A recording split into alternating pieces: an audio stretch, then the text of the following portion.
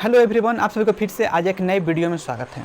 तो आज हम लोग देखेंगे कि आखिर महात्मा गांधी हमारे भारत के राष्ट्रपिता कैसे बने। राष्ट्रपिता कहें तो हमारे भारत के एक सबसे बड़ी पद होता है। इसलिए होता है क्योंकि आप जानते हैं कि राष्ट्रपति हो या प्रधानमंत्री हो, ये प्रत्येक 5 वर्षों में चेंज होते रहता है। परंतु राष्ट्रपिता की बात कहें तो जब तक हमारा देश रहेगा तब तक हमारे राष्ट्रपिता के नाम से महात्मा गांधी को जाना जाएगा। तो आखिर एक कैसा काम किए थे कि इनको राष्ट्रपिता की उपाधि मिला, उस चीज़ को हम इस वीडियो में समझने के प्रयास करेंगे। और हमारे तरफ से फुल कोशिश रहेगा कि बिल्कुल इसको आसानी से आसान भाषा में हम इस चीज़ को समझें कि गांधी ने किस तरह पूरे हमारे भारत में जो आंदोलन छिड़ा था उसका नेतृत्व इन्होंने कैसे किया और लास्ट में इनको राष्ट्रपिता की उपाधि दिया गया। तो सबसे पहले हम कहें कि हमारा देश 1757 से ही गुलाम के स्थिति में चला गया था। बंगाल में 1757 में प्लासी का युद्ध हुआ, वहाँ से अंग्रेज़ों की धीरे धीरे हुकूमत बढ़ते गया और अंततः हम कहें कि 1857 में पूर्ण रूप से पूरे भारत पर हम कहें कि ब्रिटेन का अधिकार हो जाता है। वहाँ से क्या होता है कि भारत के लिए प्रत्येक 5 साल, 10 साल, 20 सालों के लिए कानून बनकर आता था और उसी कानून को एक खास समय जैसे 10 साल के लिए हो या 20 साल के लिए हो, पहले तो 20 साल के लिए आता था कानून बन के और उस कानून को 20 वर्षों तक पालन किया जाता था।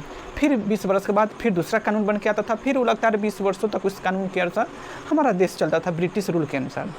उसी के अनुसार चलते गया और काफ़ी समय बाद हम कहें कि लगभग 19 की लगातार जब इस तरह का कानून बनते आ रहा था हमारे देश में, तो उसी काफ़ी लंबे समय के बाद कहें जब 1909 आया तो हमारे भारत में एक कानून बनकर आया, मार्ले मिंटो सुधार अधिनियम। एक कानून आया था 10 वर्षों के लिए, यानी 1909 से लेकर और 1919 तक यह कानून चलता। इस कानून को हम लोग मेन कहें कि इस कानून में एक महत्वपूर्ण क्या था कि एक पृथक निर्वाचन करके एक शब्द मिला था। पृथक निर्वाचन क्या होता है इसको हम आपको बताने का हम प्रयास करेंगे। बाकी आप समझिए कि 1909 में पृथक निर्वाचन करके एक कानून आया था।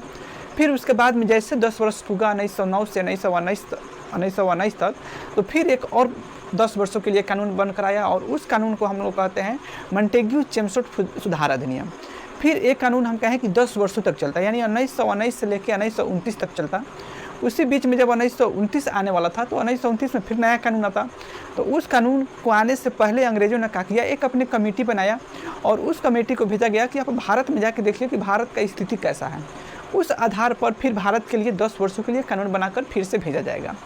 उसी बीच हम कहें कि 1927 में उसी भारत में घूमने के लिए, भारत में सर्वे करने के लिए अंग्रेज की तरफ से कुछ लोग आते हैं जिसको हम साइमन कमीशन के नाम से जानते हैं।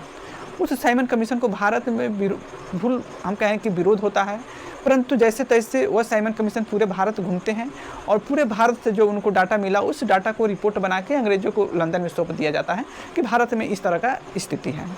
अब क्या हुआ कि जो यहाँ से साइमन कमीशन रिपोर्ट बनाकर लंदन में दिया था, उस रिपोर्ट के अनुसार वहाँ पे कानून बन गया था और उस कानून को इंडिया में लागू करने के लिए वहाँ की सरकार ने क्या सोचा कि एक बार हम भारत के लोगों से भी हम राय ले लेते हैं कि क्या वो लोग इस चीज़ से सहमत है, इस कानून से सहमत है।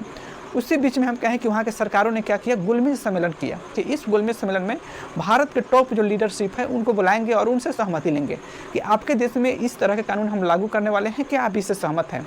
उसी बीच में हम कहें कि प्रथम गोलमेज सम्मेलन जो लगभग हम कहें 1930 के लास्ट में लंदन में किया जाता है, उसमें बहुत सारे लोग हमारे इंडिया से गए, परंतु कांग्रेस से कोई नहीं गया। हमारे जो गांधी जी थे वो नहीं गए क्योंकि हमारे देश में उसमें बहुत तरह के आंदोलन चल रहा था, जो कि सविनय अवज्ञा आंदोलन हो, चाहे नमक का जो विरोध हो रहा था, इस चीज़ से संबंधित बहुत सारा आंदोलन चल रहा था, इसलिए गांधी जी नहीं गए।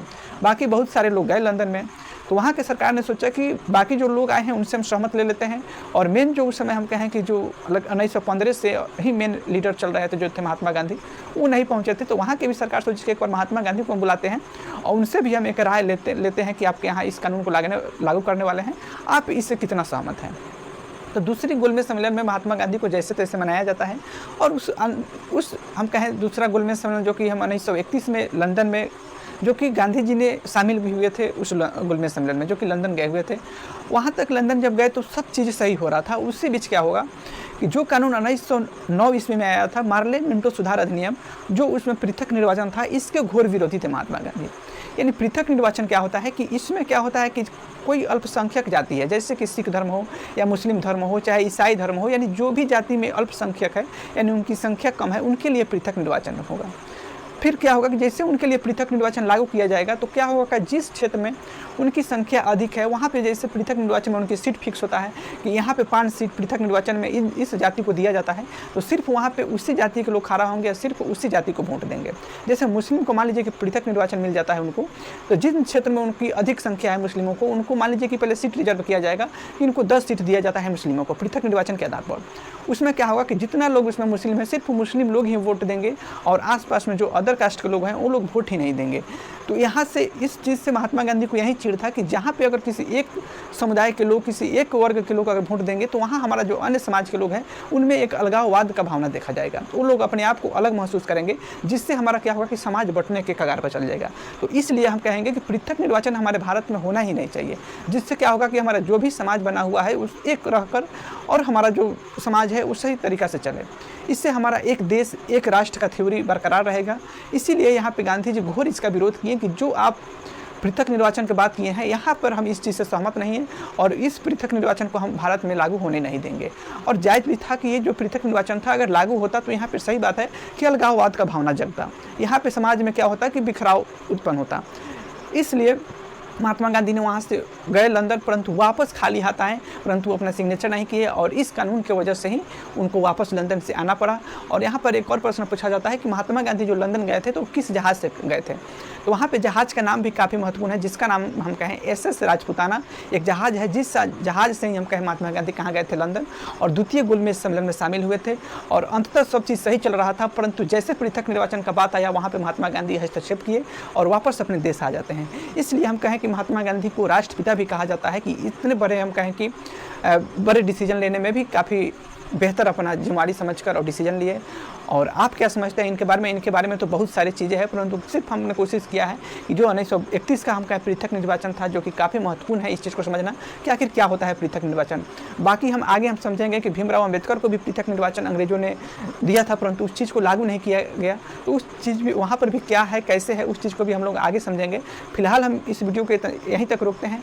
और आप क्या समझते हैं इसके बारे में, पृथक निर्वाचन के बारे में, क्या आप पहले से जानते थे? अगर आप नहीं जानते थे तो आप इससे क्या समझे, और अगर आप जानते हैं तो और इसके बारे में आप क्या जानते हैं उसको भी आप बताना मत भूलिएगा। फिर हम मिलते हैं नेक्स्ट वीडियो में। आपके लिए जय हिंद, जय भारत।